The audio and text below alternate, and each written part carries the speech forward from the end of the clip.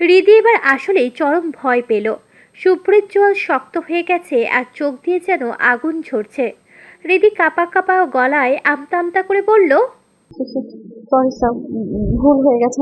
আমি বাকিটুকু বলার সুযোগই দিল না শুভ্র।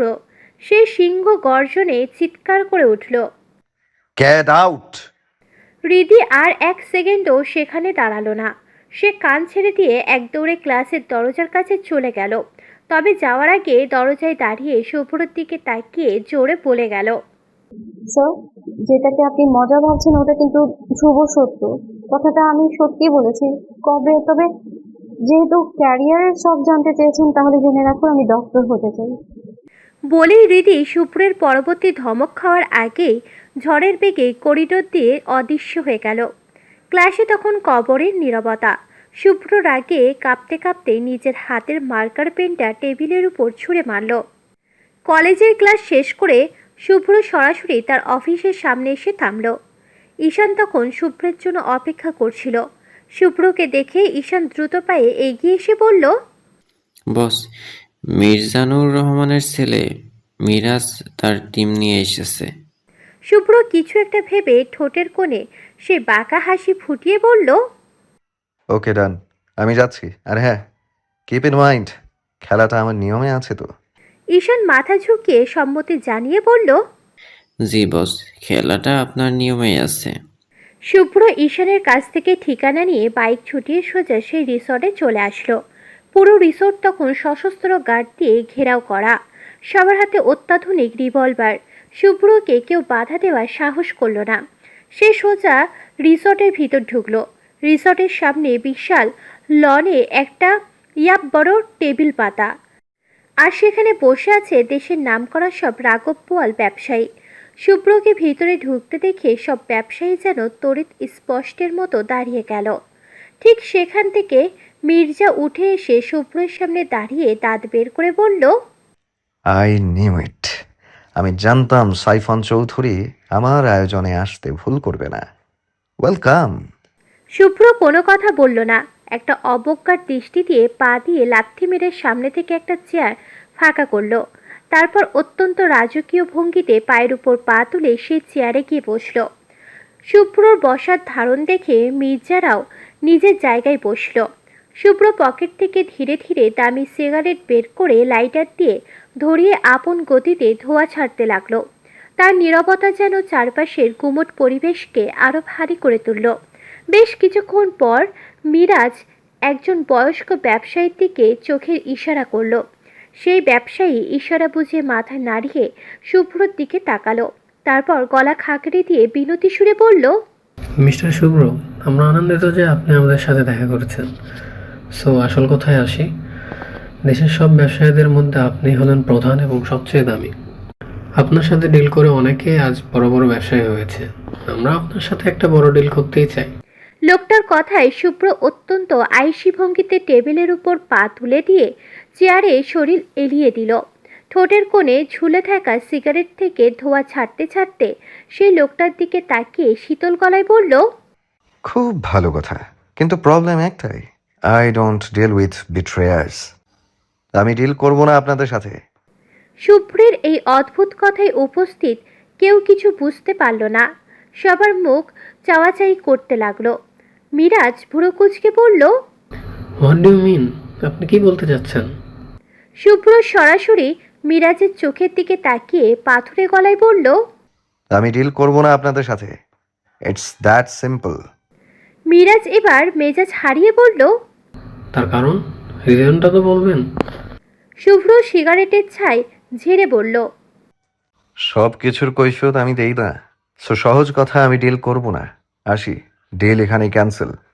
বলেই শুভ্র যখন উঠে দাঁড়াতে নিল, ঠিক তখনই পুরো রিসর্টের পরিবেশ বদলে গেল। চারিদিক থেকে ডজনখানেক গার্ড এসে শুভ্রের মাথার চারিদিকে রিভলভার তাক করলো। শুভ্র একটুও না ঘাবড়ে আবার ধীরে সুস্থে চেয়ারে বসে পড়ল। মিরাজ এবার চেয়ার ছেড়ে উঠে দাঁড়ালো এবং শয়তানি হাসিতে ফেটে পড়ল। তার সাথে উপস্থিত অন্য ব্যবসায়ীরাও হো হো করে হাসতে লাগলো। মিরাজ হাসতে হাসতে শুভ্রের খুব কাছে এসে নিচু হয়ে বলল, মিস্টার সাইফান, আপনি মনে হয় আমার বিষয়ে খুব একটা জানতেন না, তাই কার সাথে ডিল ক্যান্সেল করতে যাচ্ছেন আপনার কোনো ধারণাই নেই। You are in my territory now. এই রিসোর্টে ঢোকা সহজ, কিন্তু বের হওয়াটা পুরোপুরি আমার মর্জির ওপর। শুভ্রের মুখে ভয়ের কোনো ছিটে ফোঁটাও দেখা গেল না। সে অত্যন্ত শান্ত ভঙ্গিতে হাতের সিগারেটটা অ্যাস্ট্রেতে পিষে নিভিয়ে দিল। তারপর মিরাজের চোখের দিকে তাকিয়ে নিরুত্তর গলায় বলল, আপনারা চাইছেন কি? মিরাজ দাঁত বের করে হাসল।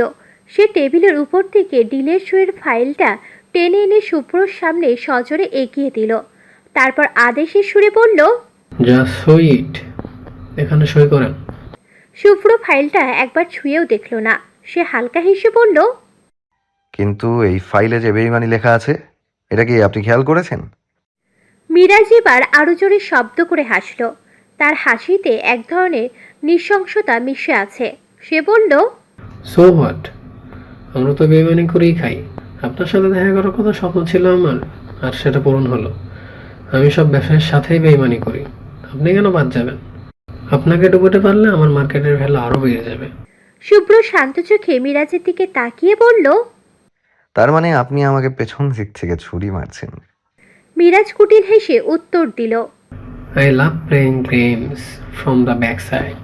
আমার পেছন দিক দিয়ে গেম খেলতে খুব পছন্দ। শুভ্র এবার আর নিজেকে সামলাতে পারল না। সে মাথা পিছনে হেলিয়ে দিয়ে অট্টহাসিতে ফেটে পড়ল। পুরো রিসোর্টে শুভ্রর সেই হাসির শব্দ প্রতিধ্বনিত হতে লাগলো। উপস্থিত ব্যবসায়ীরা একে অপরের দিকে অবাক হয়ে তাকাতে লাগলো। এই লোকটা কি পাগল হয়ে গেল? মৃত্যুর মুখে দাঁড়িয়ে কেউ এভাবে হাসে? শুভ্র ধীরে সুস্থে চেয়ার ছেড়ে উঠে দাঁড়ালো। তারপর ধীর পায়ে মিরাজের একদম সামনে গিয়ে দাঁড়ালো। শুভ্রের লম্বা দেহের ছায়ায় মিরাজ যেন কিছুটা ছোট হয়ে গেল। শুভ্র বাঁকা হেসে বলল, আর আমিও না সামনের দিকে ছুরি মারতে খুব পছন্দ করি। দেখতে চাস? মিরাজ ভুরু কুঁচকে তাকালো। তার ভিতরের হঠাৎ এক অজানা আশঙ্কা সৃষ্টি হলো। শুভ্র এবার ধীর গলায় সংখ্যা গুনতে শুরু করলো। 1 2 3। ধীরে বলার সাথে সাথেই যেন ম্যাজিক ঘটে গেল। যে বডিগার্ডরা এতক্ষণ শুভ্রর মাথার চারিদিকে রিভলভার তাক করেছিল, তারা 1 সেকেন্ডের ব্যবধানে পজিশন বদলে ফেলল। সবার হাতে রিভলভার এখন সরাসরি মিরাজ আর বাকি ব্যবসায়ীদের মাথার খুলি বরাবর তাক করা। মিরাজ পাগলের মতো তার বডিগার্ডদের দিকে চিৎকার করে বলে উঠল, এই তোরা কি করছিস? তোদের এত বড় সাহস? তোরা তোদের নিজের বসের মাথায় বন্দুক তাক করিস? নাও বলছি, নাহলে সবকটাকে জ্যান্ত কবর দিয়ে কুচি কুচি করে দিব। শুভ্র একগাল হেসে পকেট থেকে রুমাল বের করে হাত মুছতে মুছতে বলল, এত চিল্লাচিল্লি কেন করছিস? ওরা বাচ্চা মানুষ তো, তাই হয়তো একটু ভুল বুঝে ফেলেছে। But I think they know who the real boss is. Miraj এবার আক্রোশে ফেটে পড়ে শুভ্রর দিকে তাকিয়ে বলল, শুভ্র, তুই চিট করছিস। তুই জানিস না তুই কার সাথে পাঙ্গা নিচ্ছিস। আমার পাওয়ার সম্পর্কে তোর কোনো আইডিয়াই নেই, আর এর ফল কিন্তু ভালো হবে না। শুভ্রের ধৈর্য এবার শেষ পর্যায়ে পৌঁছে গেল। সে বিদ্যুতের গতিতে পাশের এক গার্ডের হাত থেকে রিভলভারটা ছিনিয়ে নিল। তারপর মিরাজের শার্টের কলার খামচে ধরে সজোরে তাকে টেবিলের উপর আছাড় দিল। মিরাজ টেবিলের পিঠ ঠেকিয়ে কাতরাতেই শুভ্র তার বুকের উপর পা তুলে দিয়ে চেপে ধরল। মিরাজের মুখের ভিতর রিভলভার নলটা ঢুকিয়ে দিয়ে শুভ্র রাগে হিসিয়ে হিংস্র গলায় বলল, তুই আমার উল্টে দিবি শালা। তোর করিজা দেখে আমি আসলে অবাক। তুই আমার কোম্পানির দিকে চোখ দিস। আমার বাবার সারা জীবনের কষ্টের তিল তিল করে ঘরে তোলা সাম্রাজ্য তুই ধ্বংস করে দিতে চাস? তুই ভাবলি কি করে যে তোর এই সস্তা গেম আমি ধরতে পারবো না? তোর 14 গোষ্ঠীর পরিচয় আর তোর প্রতিটা নোংরা চাল এই সাইফান শুভ্র চৌধুরীর জীবনে অনেক আগেই লেখা হয়ে গিয়েছে। মিরাজের চোখ দুটো ভয়ে কোটর থেকে বেরিয়ে আসার উপক্রম হলো। রিভলভারের ঠান্ডা নলটা মুখের ভিতর অনুভব করে তার শরীর থরথর করে কাঁপতে লাগলো। সব ব্যবসায়ীর অবস্থা তখন শোচনীয়। শুভ্র সে রক্তচক্ষু আর হিংস্র রূপ দেখে তাদের শিরদাঁড়া দিয়ে হিমশীতল স্রোত বয়ে যাচ্ছে।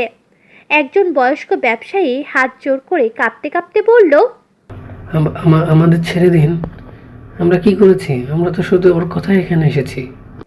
শুভ্র এবার রিভলভারটা মিরাজের মুখ থেকে বের করে ধীর স্থিরভাবে সবার দিকে তাকালো। তার ঠোঁটের কোণে এক বিষাক্ত হাসি।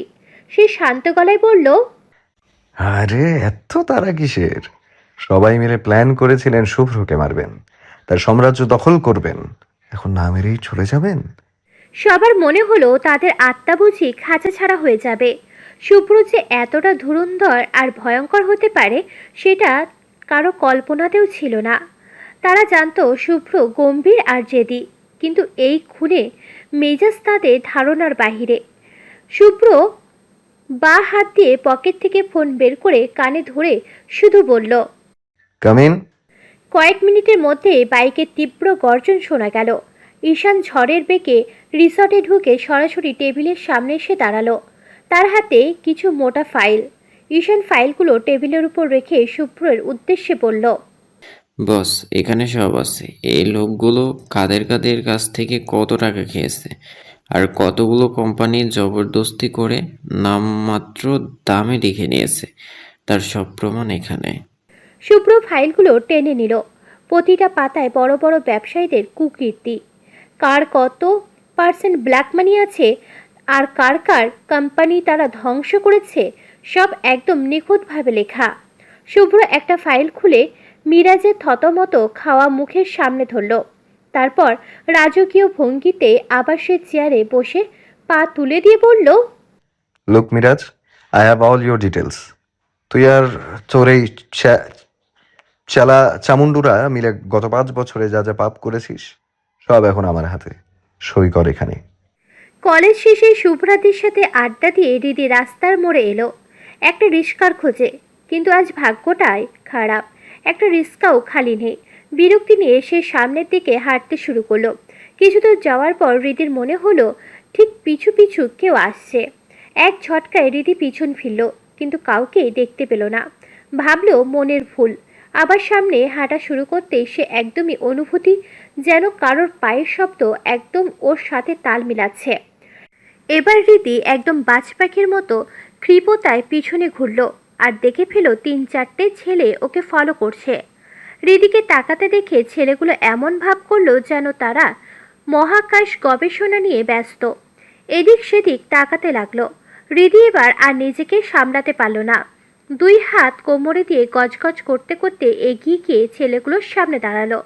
তারপর রাগী গলায় মুখ বাঁকিয়ে বলতে শুরু করলো, কি রে ভাই লোকাল হিরোরা, তোদের কি জিপিএস ট্র্যাকার খারাপ হয়ে গেছে যে আমার পিছু পিছু সিগন্যাল দিচ্ছিস? সেই থেকে দেখছি তোরা আমার ছায়া হওয়ার চেষ্টা করছিস। তা ছায়া হতে চাইলে যে রোদে গিয়ে দাঁড়া। আমার পেছনে কি তোদের কি বাড়িতে মা বোন নেই? আর তোরা জানিস না যে মানুষের পেছনে গোয়েন্দাগিরি করতে গেলে অন্তত জেমস বন্ডের মতো স্মার্ট হতে হয়?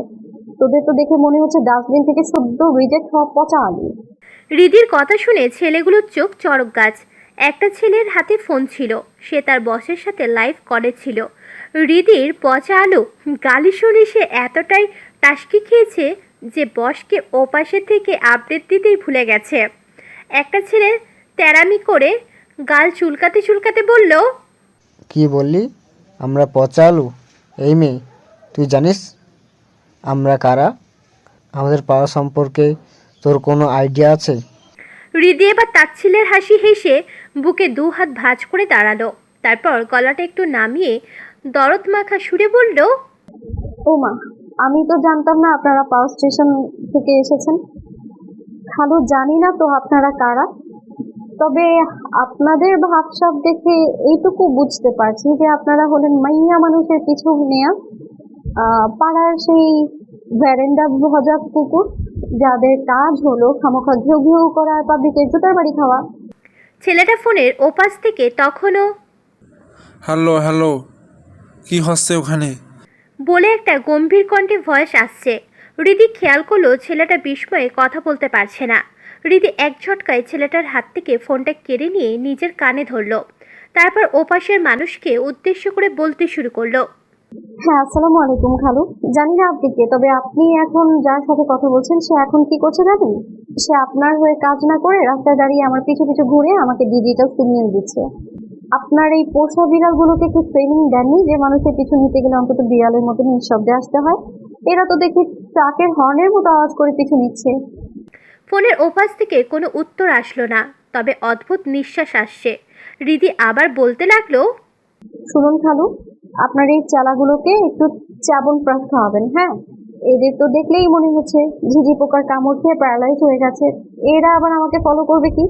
এদের তো নিজেদের ছায়া দেখলেই মনে হয় হার্ট অ্যাটাক করবে এরা। আর শোনেন, এদের দিয়ে যদি গোয়েন্দাগিরি করান তবে আপনার ইজ্জত তো পাড়ার ড্রেনে গিয়ে সাঁতার কাটবে। এদের জলদি বাসায় ডেকে নিয়ে হরলিক্স খাইয়ে ঘুম পাড়িয়ে দিন, নইলে আমি কিন্তু এদের চর মেরে গালের ম্যাপ চেঞ্জ করে দেবো একদম। হৃদির এই ধমকমাকা কথা শুনে ফোনের ওপাশে নিভানের ঠোঁটের কোণ থেকে জ্বলন্ত সিগারেটটা ফসকে নিচে পড়ে গেল। সে পাথরের মতো স্তব্ধ হয়ে রইল। এত কিছু বলেও আর সাহস হলো না দাঁড়িয়ে থাকার হৃদির। অচেনা ওই ছেলেদের সামনে দপট দেখালেও ভিতরে ভিতরে সে বেশ কুঁকড়ে গেছে। ঝট করে ফোনটা ছেলেটার হাতে ধরিয়ে দিয়ে বড় বড় পা ফেলে ওখান থেকে সে হন হন করে চলে গেল। একটা রিস্কায় উঠে নিজের বুকের উপর হাত রেখে বড় বড় শ্বাস নিতে নিতে নিজেই নিজের উপর অবাক হলো সে। রিদি, তুই কবে থেকে এত কথা বলতি? ব্যাপার কি বলতো? তুই দিন দিন বড্ড বেশি কথা বলতে শিখে গেছিস, বেয়াদব মেয়ে একটা। তোকে একদম ঝাড়ু পেটা করা দরকার। কান ধরে ছেলেগুলো অনেকক্ষণ ধরে উঠবস করছে। তাদের সামনে জমের মতো নিঃশব্দ হয়ে দাঁড়িয়ে আছে নিভান। তার চোখের চাহনিতে ফুটে ওঠা রাগ দেখে ছেলেগুলোর কলিজা শুকিয়ে যাচ্ছে। একটা ছেলে হাঁপাতে হাঁপাতে অতি কষ্টে বলল, বস, এবার তো মাফ করেন। আসলে ওই মেয়েটা এত এত এত সাহস দেখাচ্ছে, আমরা কয়েক মুহূর্তের জন্য পাথর হয়ে গিয়েছিলাম। নিভান দাঁতে দাঁত চেপে গম্ভীর স্বরে বলল, চুপ, আর একটা কথা বললে একটা দাঁত আমি পার্টি থেকে খুলে ফেলবো। তোদের কি আমি টাকা কম দিই যে তোদের মতো কয়েকটা ধামড়াকে একটা মেয়ের কাছে থেকে এসব কথা শুনতে হবে? বস, মেয়েটা মনে হয় অনেক চঞ্চল আর প্রচণ্ড রাগী। তো রাগী হলে ওখানেই ওকে ধরে নিয়ে আসতি। সেখানে দাঁড়িয়ে থেকে কি ওই মেয়ের লেকচার শুনছিলি আর বালের আঙ্গুল চুষছিলি? ছেলেগুলো আর কথা বাড়ানোর সাহস পেল না। তারা বুঝলো আজ নিভান চরম খ্যাপা। কিছুক্ষণ পর নিভান নিজের পার্সোনাল রুমে এসে ঢুকলো। নিজের রুমে ঢুকেও তার কানে বারবার হৃদি সেই তীক্ষ্ণ কণ্ঠ আর অদ্ভুত ঝাড়িগুলো বাজছে। তার বুকের বাপাসটা কেন জানি এক অদ্ভুত ছন্দে ধকধক করছে। নিভান দেওয়ালে টাঙানো বিশাল এক ফ্রেমের ছবির দিকে তাকালো। ছবিতে একটা মেয়ের অমলিন হাসি মাখা মুখ, যে কিনা পাগলিটার মতো আইসক্রিম খাচ্ছে, আর সেই আইসক্রিম তার থুতনিতে আর মুখে লেগে আছে, ঠিক যেন একটা অবুঝ শিশু। নিভান ধীর পায়ে গিয়ে ছবির ওপর হাত বুলিয়ে মায়াবী গলায় বলল, জানো প্রিয়দর্শী, আজ 3 বছর পর প্রথমবার তুমি ছাড়া অন্য কেউ আমার এই বুকে হার্টবিট কাঁপিয়ে দিল। ঠিক যেমনটা তুমি আমাকে 3 বছর আগে করেছিলে, আজ হুবহু সেই একই রকম অনুভূতি এই মেয়েটা দিল। কেন এমন হলো?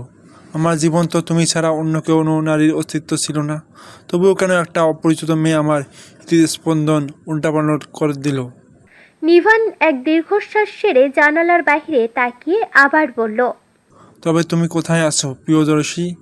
তোমাকে তো আমি কম খুঁজলাম না। পুরো শহর, এমনকি বিদেশের মাটিতেও তন্ন তন্ন করে খুঁজেছি, কিন্তু কোথাও তোমাকে পেলাম না। জানো, সেদিন তোমার ওই আইসক্রিম মাখা মুখটা দেখে আমার বুকটা এতটাই জোরে কাঁপছিল যে আমি নিজের মধ্যেই ছিলাম না। সেদিন যদি ভালোবাসার জন্য ব্যাকুলতা বুঝতাম, তবে তোমাকে সেদিনই আমার বুকের ভিতর পিষে ফেলতাম। কোথাও কোনো দিন যেতে দিতাম না তোমাকে। নিভান কথাগুলো বলে চোখ বন্ধ করল। অন্ধকার চোখের পাতে ভেসে উঠল সেই 3 বছর আগে আইসক্রিম মাখা মুখটা। সেই নিষ্পাপ মুখটার মায়ায় নিভান আজও একা, আজও সিঙ্গেল। কোনো নারী পারেনি সেই মুখটার স্মৃতি মুছে দিয়ে তার মনে জায়গা করে নিতে। তাকে আজও খুঁজে পায়নি সে। তবুও নিভান অপেক্ষায় আছে। একবার যদি সেই নারীকে পায়, তবে 1 সেকেন্ডও দেরি করবে না, সোজা নিজের নামে দখল করে নেবে তাকে। শুভ্র সব ব্যবসায়ীদের কাছ থেকে সাইন নিয়ে রিসেপশন থেকে বেরিয়ে ঈশানের উদ্দেশ্যে বলল, শোনো ঈশান, এইসব ফাইল যাদের যাদের কোম্পানি তাদের দিয়ে আসবে, আর তুমি কাল আমাদের বাড়িতে আসবে।